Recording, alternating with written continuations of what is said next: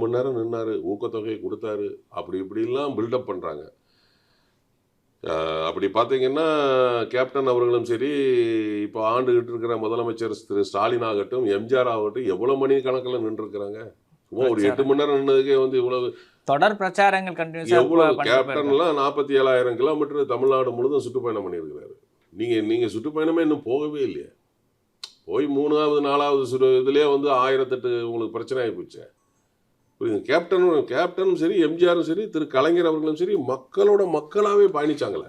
அது மட்டும் இல்லாமல் இப்போ காவல்துறை மீது ஒரு பெரிய குற்றச்சாட்டை டிவிக்கே வச்சுக்கிட்டே இருக்கு. ஆனால் கேப்டன் அவர்கள் பல இடங்கள் காவல்துறை பாதுகாப்பே எனக்கு தேவையில்லை, என் தொண்டர்கள் இருக்காங்க, என்ன அவங்கள மீறி என்னை யார் தொற்ற முடியுன்ற மாதிரி சீக்வன்ஸ்லாம் இறங்கி களத்தில் இறங்கி போராடினார்ல. பாமக எதிர்ப்பு தெரிவித்தப்போ, திமுக வந்து ஒடுக்கணும்னு நினச்சப்போ, கேப்டன் அவர்களோட பாலிடிக்ஸ்ன்றது கிரவுண்ட் லெவலில் இருந்துச்சு, மக்கள் சப்போர்ட்டை நின்னாங்களே. அந்த மாதிரி ஒரு விஷயத்தை ஏன் விஜய் பண்ண மாட்டாருன்னு ஒரு கேள்வி இருக்குல்ல.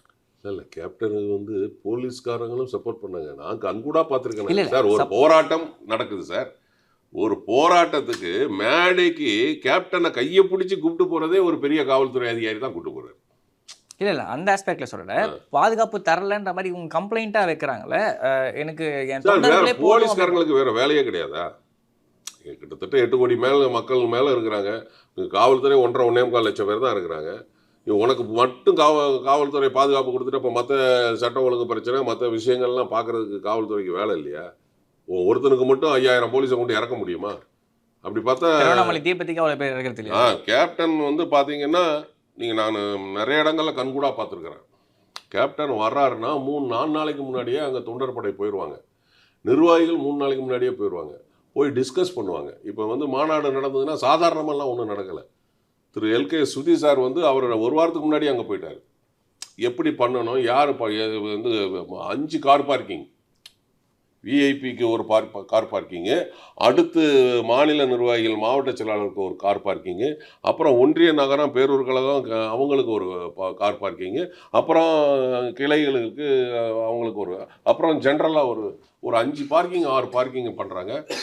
ஒவ்வொரு பார்க்கிங்கும் தொண்டர் இங்கேருந்து அங்கே வரைக்கும் தொண்டர்களை நிப்பாட்டுறாங்க.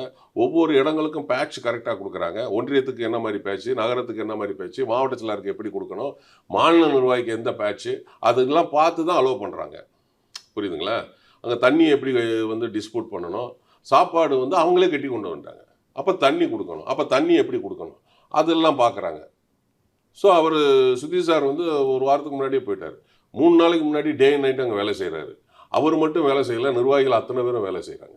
சும்மா நீங்கள் வந்தோன்னா அதை வரிச்சுனாவையும் கையில் கூப்பிட்டுக்கிட்டு அவரையும் காரில் கூப்பிட்டுக்கிட்டு